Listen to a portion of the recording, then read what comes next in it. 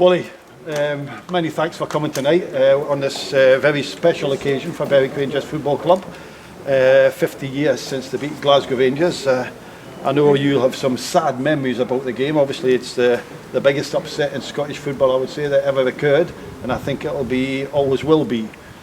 Can you maybe give us one or two thoughts? I know you got injured during the game, but pre-game, during the game, if you give any thoughts on the game as the game went when Berwick scored, did you think you'd get back in the game?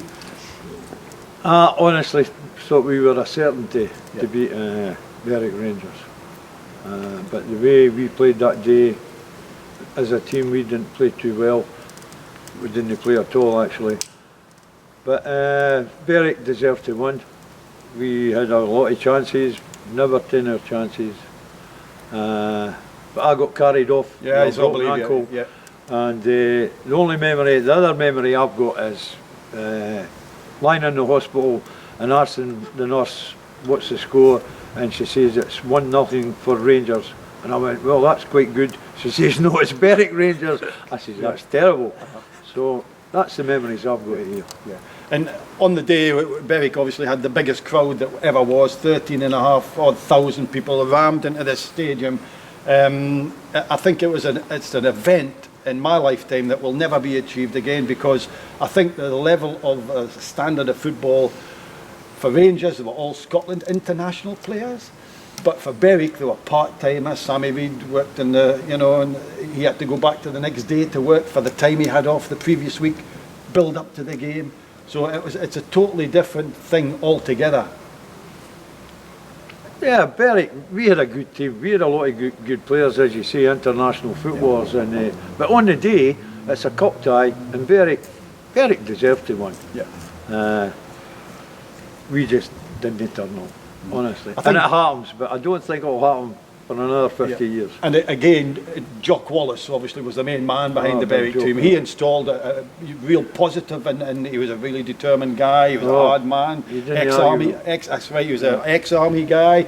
He would install that into the players before they came out. And I must admit, I was at the game as a 15-year-old boy, standing in the dugout over here, watching the game as a Berwick fan.